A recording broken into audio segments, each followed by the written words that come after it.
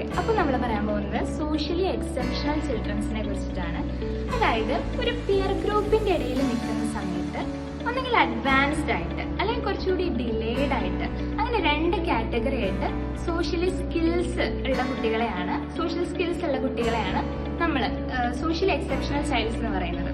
അപ്പം ഇതിൽ advance level എന്ന് പറയുന്ന സമയത്ത് അവർ കുറച്ചും കൂടി ലീഡർഷിപ്പ് ക്വാളിറ്റി ഉള്ളവരാണ്, ഇന്റർപേഴ്സണൽ റിലേഷൻഷിപ്പ് വളർത്തിയെടുക്കുന്നവരാണ്, അവർ കുറച്ചുകൂടി സോഷ്യലൈസ് ചെയ്ത് നിൽക്കുന്ന ആളുകളാണ്.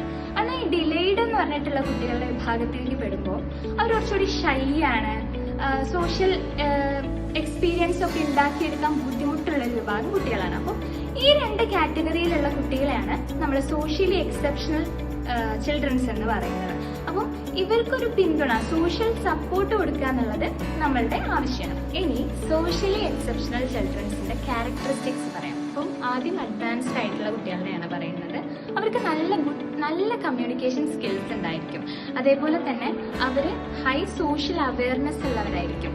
അതേപോലെ അവർ എമ്പതി കാണിക്കുന്നവരായിരിക്കും, ലീഡർഷിപ്പ് ഉള്ളവരായിരിക്കും, സോഷ്യലി എക്സ്പീരിയൻസ് ഉള്ള കുട്ടികളായിരിക്കും. പക്ഷേ ഡിഫിക്കൽട്ടി ഉള്ള കുട്ടികൾക്ക് കൂടുതലായിട്ടും ഫ്രണ്ട്സിനെ മേക്ക് ചെയ്യാനായിട്ട് ബുദ്ധിമുട്ടായിരിക്കും. ഒരു ഗ്രൂപ്പ് ആക്ടിവിറ്റിയിലോ അല്ലെങ്കിൽ സോഷ്യലിലുള്ള പ്രവർത്തനങ്ങളിലൊക്കെ ഇടപെടാനായിട്ട് കുറച്ച് ബുദ്ധിമുട്ടുള്ള കുട്ടികളായിരിക്കും. അവർക്ക് സോഷ്യൽ അവയർനെസ് കുറവായിരിക്കും.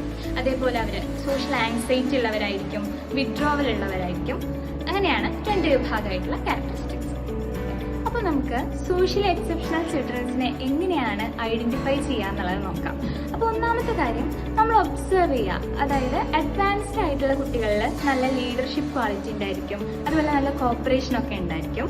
പക്ഷേ ഡിഫിക്കൽട്ടീസ് ഉള്ള കുട്ടികൾക്ക് ഷൈനെസ്സും വിഡ്രോവലും ഒക്കെ, അവർ സോഷ്യലി പിൻവാങ്ങി നിൽക്കുന്ന കുട്ടികളായിരിക്കും അങ്ങനെയുള്ള കുട്ടികൾ.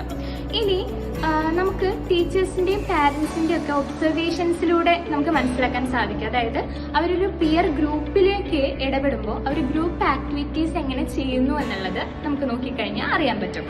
പിന്നെ മൂന്നാമത്തെ എന്ന് പറഞ്ഞാൽ സ്റ്റാൻഡർഡൈസ്ഡ് ടൂൾസ് ഉപയോഗിച്ച് ഒബ്സർവ് ചെയ്യാം. ഈ മൂന്ന് കാര്യങ്ങളാണ് നമ്മൾ ഐഡന്റിഫൈ ചെയ്യാനുള്ള മാർഗങ്ങൾ.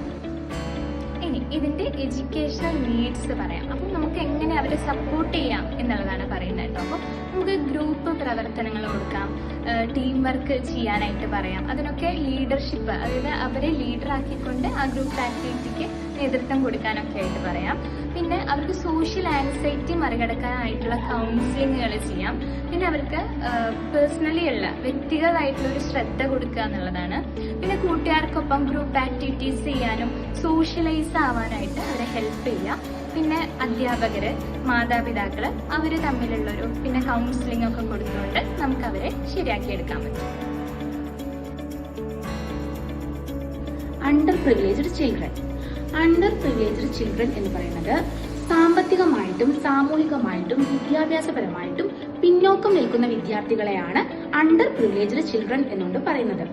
അവരുടെ സാമ്പത്തികമായിട്ടുള്ള പിന്നോക്കാവസ്ഥ, ജീവിത നിലവാരത്തിലെ ഒരു താഴേക്കിടയിലുള്ള അവസ്ഥ, ദാരിദ്ര്യം, ഇങ്ങനെയുള്ള കാര്യങ്ങൾ, പിന്നെ വിദ്യാഭ്യാസപരമായിട്ട് കിട്ടേണ്ട റിസോഴ്സുകളിലുള്ള ലഭ്യതക്കുറവ്, ഇവയെല്ലാം അവരുടെ ശാരീരികമായിട്ടും മാനസികമായിട്ടും വൈകാരികമായിട്ടുമുള്ള മുന്നേറ്റങ്ങൾക്ക് തടസ്സം നിൽക്കാൻ കാരണമാവും. അപ്പോൾ ഇത്തരം കുട്ടികൾക്ക് വേണ്ടത് ഒരു സ്പെഷ്യൽ അറ്റൻഷൻ ആണ്. അവർക്ക് ഒരു ഗ്യാപ്പ് ഉണ്ടാവും. മറ്റു വിദ്യാർത്ഥികളിൽ നിന്നും അവരുടെ വിദ്യാഭ്യാസപരമായിട്ടുള്ള കാര്യങ്ങളിൽ ഒരു ഗ്യാപ്പ് ഉണ്ടാവും. ആ ഗ്യാപ്പ് ഫില്ല് ചെയ്യാൻ വേണ്ടിയിട്ട് അവർക്കൊരു സ്പെഷ്യൽ അറ്റൻഷൻ ടീച്ചർമാർ വിദ്യാർത്ഥികളെ പഠിപ്പിക്കുമ്പോൾ ശ്രദ്ധിക്കേണ്ടതുണ്ട്. അണ്ടർ പ്രിവിലേജ്ഡ് ചിൽഡ്രന്റെ ക്യാരക്ടറിസ്റ്റിക്സ് അടുത്തത് നോക്കാം. അത്തരം കുട്ടികൾ വിദ്യാഭ്യാസപരമായിട്ടും സാംസ്കാരികപരമായിട്ടുമുള്ള അത്തരം കുട്ടികളുടെ അനുഭവങ്ങൾ വളരെ പരിമിതപ്പെട്ട് കിടക്കും എന്നുള്ളതാണ് ഒന്നാമത്തെ പോയിന്റ്. പിന്നെ നമ്മൾ ആദ്യം പറഞ്ഞതുപോലെ തന്നെ ആരോഗ്യപരമായിട്ടുള്ള കാര്യങ്ങളിൽ പോഷകാഹാരക്കുറവ്, അങ്ങനെയുള്ള കാര്യങ്ങൾ, ശുചിത്വം പോലുള്ള കാര്യങ്ങളൊക്കെ ആ കുട്ടിയുടെ ശാരീരികവും മാനസികവുമായിട്ടുള്ള മുന്നേറ്റങ്ങളെ തടയാൻ കാരണമാകും. അത്തരം കുട്ടികൾക്ക് സെൽഫ് കോൺഫിഡൻസ്, ആത്മവിശ്വാസക്കുറവ് ഉണ്ടാവും. അതേപോലെ സാമൂഹികമായിട്ടുള്ള ഇടപെടലുകൾ ആ കുട്ടി വളരെ കുറവായിരിക്കും. പിന്നെ അക്കാഡമിക് ആയിട്ടുള്ള നേട്ടങ്ങൾ അവർക്ക് വളരെ കുറവായിരിക്കും, അണ്ടർ അച്ചീവ്മെന്റ് ആയിരിക്കും അക്കാഡമിക് മേഖലയിൽ.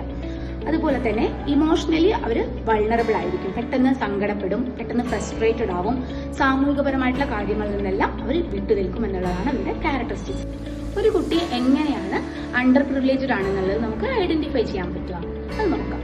ഒരു കുട്ടി സ്ഥിരമായിട്ട് സ്കൂളിലേക്ക് വരുന്നത് കുറവാണെങ്കിൽ, അതായത് ആ കുട്ടിക്ക് അറ്റൻഡൻസ് ഷോർട്ടേജ് സ്ഥിരമായിട്ട് വരുന്നുണ്ടെങ്കിൽ, പിന്നെ അതുപോലെ ആ വിദ്യാർത്ഥിയുടെ അധ്യാപകരും രക്ഷിതാക്കളും സ്ഥിരമായിട്ട് കുട്ടികളെ നിരീക്ഷിക്കുന്നുണ്ടാവുമല്ലോ. അപ്പൊ അതിൽ നിന്ന് അവർ മനസ്സിലാക്കിയിട്ടുള്ള കാര്യങ്ങൾ, ആ കുട്ടി സാമൂഹികമായിട്ടും സാമ്പത്തികമായിട്ടും പഠിക്കാൻ വെല്ലുവിളികൾ നേരിടുന്നുണ്ടോ എന്നുള്ളത് വെച്ച് നമുക്ക് ഐഡന്റിഫൈ ചെയ്യാൻ പറ്റും. പിന്നെ എങ്ങനെയാണെന്ന് വെച്ചാൽ കുട്ടിയുടെ ശരീരഘടന, കുട്ടിക്ക് പോഷകാഹാരം കുറവുണ്ടോ, ആരോഗ്യം ആ കുട്ടിയുടെ ഓക്കെ ആണോ, അങ്ങനെയുള്ള കാര്യങ്ങളൊക്കെ നോക്കിയിട്ട് നമുക്ക് ആ കുട്ടി അണ്ടർ പ്രിവിലേജ്ഡ് ആണോ എന്നുള്ളത് ഐഡന്റിഫൈ ചെയ്യാൻ കഴിയും. അണ്ടർ പ്രിവിലേജ്ഡ് ചിൽഡ്രന് വേണ്ടിയിട്ടുള്ള വിദ്യാഭ്യാസപരമായിട്ടുള്ള നീഡുകൾ എന്തൊക്കെയാണെന്നുള്ളതാണ് ഇനി പറയുന്നത്. എങ്ങനെ അവരെ വിദ്യാഭ്യാസപരമായി നമുക്ക് മുന്നോട്ട് കൊണ്ടുവരാൻ പറ്റുമെന്നുള്ളത് ഇതിൽ നിന്ന് നമുക്ക് മനസ്സിലാക്കാൻ പറ്റും. അവർക്ക് വേണ്ടിയിട്ടുള്ള പഠനോപകരണങ്ങൾ, ഉച്ചഭക്ഷണം പോലുള്ള കാര്യങ്ങൾ നമുക്ക് പ്രൊവൈഡ് ചെയ്യാൻ പറ്റും. സൗജന്യമായിട്ട് വിദ്യാലയങ്ങളിൽ നമുക്ക് പ്രൊവൈഡ് ചെയ്യാൻ പറ്റും. പിന്നെ അവർ നേരിടുന്ന ഒരു അക്കാഡമിക് ഗ്യാപ്പ് ഉണ്ടാവുമല്ലോ, മറ്റുള്ള കുട്ടികളെ അപേക്ഷിച്ച് നോക്കുമ്പോൾ അവർക്കൊരു അക്കാഡമിക്കലി പിന്നോക്കമായിരിക്കും. അപ്പോൾ അത്തരം അക്കാഡമിക് ഗ്യാപ്പ് ഫിൽ ചെയ്യാൻ വേണ്ടിയിട്ട് അവർക്ക് സ്പെഷ്യൽ ആയിട്ടുള്ള അറ്റൻഷൻ നൽകുക, സ്പെഷ്യൽ റെമഡിയൽ ടീച്ചിങ്ങുകൾ പ്രൊവൈഡ് ചെയ്യുക എന്നുള്ളതാണ് മറ്റൊരു പോംവഴി. പിന്നെ അവരുടെ ജീവിതാവസ്ഥ, ജീവിത ചുറ്റുപാടുകൾ എന്നിവ മനസ്സിലാക്കിക്കൊണ്ട് അവർക്ക് വേണ്ട സപ്പോർട്ട് നൽകുക, അവർക്ക് വേണ്ട കൗൺസിലിംഗ് മുതലായിട്ടുള്ള കാര്യങ്ങൾ കൊടുക്കുക എന്നുള്ളതാണ്. കൗൺസിലിംഗ് കൊടുക്കുന്നതിലൂടെ അവർക്ക് ആത്മവിശ്വാസം ബിൽഡ് ചെയ്യാൻ പറ്റും, അവർക്കൊരു മോട്ടിവേഷൻ ലഭിക്കും. പിന്നെ അധ്യാപകരും വിദ്യാർത്ഥികളും സാമൂഹിക പ്രവർത്തകരും സോഷ്യൽ വർക്കേഴ്സും എല്ലാവരും ചേർന്നിട്ടുള്ള ഒരു കൊളാബറേറ്റ് ചെയ്തിട്ടുള്ളൊരു വർക്കുകൾ എന്നുള്ളത് ഇവരുടെ ജീവിതാവസ്ഥയെ മുന്നോട്ട് കൊണ്ടുവരാൻ സാധിക്കും. അങ്ങനെ അവർക്ക് വിദ്യാഭ്യാസപരമായിട്ടും മുന്നോട്ട് വരാൻ കഴിയും എന്നതാണ്. മാർജിനലൈസ്ഡ് ചിൽഡ്രൻ എന്താണെന്ന് ഇനി നോക്കാം. സമൂഹത്തിൽ നിന്ന് ഒറ്റപ്പെട്ട, മാറ്റി നിർത്തപ്പെട്ട പല കാരണങ്ങൾ കൊണ്ട്, മതം, ലിംഗഭേദം, വംശീയത തുടങ്ങിയവയൊക്കെ കൊണ്ട് മാറ്റി നിർത്തപ്പെട്ട കുട്ടികളെയാണ് നമ്മൾ മാർജിനലൈസ്ഡ് ചിൽഡ്രൻ എന്ന് പറയുന്നത്. അപ്പോൾ നമുക്കിതിന്റെ ക്യാരക്ടറിസ്റ്റിക്സ് എന്താണെന്ന് നോക്കാം. അപ്പോൾ ഇത്തരം കുട്ടികൾ എന്ന് വെച്ച് കഴിഞ്ഞാൽ സ്വാഭാവികമായിട്ടും കൂട്ടുകാരിൽ നിന്നും അതുപോലെ തന്നെ അധ്യാപകരിൽ നിന്നും വിവേചനം നേരിടുന്ന കുട്ടികളും മാർജിനലൈസ്ഡ് ചിൽഡ്രൻസ് ആയിട്ട് നമുക്ക് കാണാൻ പറ്റും. മാർജിനലൈസ്ഡ് ആയിട്ടുള്ള ഇത്തരം കുട്ടികളെ എങ്ങനെയാണ് നമുക്ക് തിരിച്ചറിയാൻ പറ്റുക എന്നുള്ളത് നോക്കാം. അതായത് ഇവരുടെ പെരുമാറ്റ രീതി കൊണ്ട് നമുക്ക് ഇവരെ തിരിച്ചറിയാൻ സാധിക്കുന്നതാണ്. അതുപോലെ തന്നെ സാമൂഹികപരമായിട്ടുള്ള പല കാര്യങ്ങളിലും സ്വന്തം സ്വത്വം, നമുക്ക് തീരെ നമ്മൾ പിന്നോട്ടാണ് നിൽക്കുന്നത്, കഴിവില്ല എന്നുള്ള രീതിയിൽ ഇവർ സ്വമേധയെ മാറി നിൽക്കുന്നതായിട്ട് കാണാൻ പറ്റും. അതുപോലെ സാമൂഹികമായിട്ടുള്ള ഒറ്റപ്പെടൽ ഇത്തരം കുട്ടികൾ നമുക്ക് കാണാൻ സാധിക്കും. നമുക്ക് ഇങ്ങനെ ഇത്തരം കുട്ടികളെ നമുക്ക് തിരിച്ചറിയാൻ സാധിക്കും. മാർജിനൈസ്ഡ് ചിൽഡ്രന്റെ വിദ്യാഭ്യാസപരമായ ആവശ്യങ്ങളാണ് നമ്മളിവിടെ ചർച്ച ചെയ്യുന്നത്. സമപ്രായക്കാരായ കുട്ടികളിൽ നിന്നോ അധ്യാപകരിൽ നിന്നും അവർക്ക് വിവേചനം ഉണ്ടാവുന്നില്ല എന്ന് ഉറപ്പുവരുത്തുക, വിദ്യാഭ്യാസപരമായ സഹായങ്ങൾ അവർക്ക് നൽകുക, കുട്ടികളുടെ സമുദായത്തിൽ നിന്നുള്ള അല്ലെങ്കിൽ സാമൂഹിക പശ്ചാത്തലങ്ങളിൽ നിന്നുള്ള ഏതെങ്കിലും പ്രശസ്തരായ വ്യക്തികളെക്കുറിച്ചോ അല്ലെങ്കിൽ മോട്ടിവേറ്റഡ് ആയ രീതിയിലുള്ള ഏതെങ്കിലും ഒരു വ്യക്തിത്വത്തെക്കുറിച്ചോ പറയുന്നത് അവരുടെ ആത്മവിശ്വാസം വർദ്ധിപ്പിക്കാൻ കാരണമാകും. ഒറ്റപ്പെടൽ, ആത്മാഭിമാനപരമായ ചിന്ത എന്നിവയിൽ നിന്ന് അവരെ മുന്നോട്ട് കൊണ്ടുവരാനായി അവർക്ക് വേണ്ട രീതിയിലുള്ള കൗൺസിലിങ്ങുകളും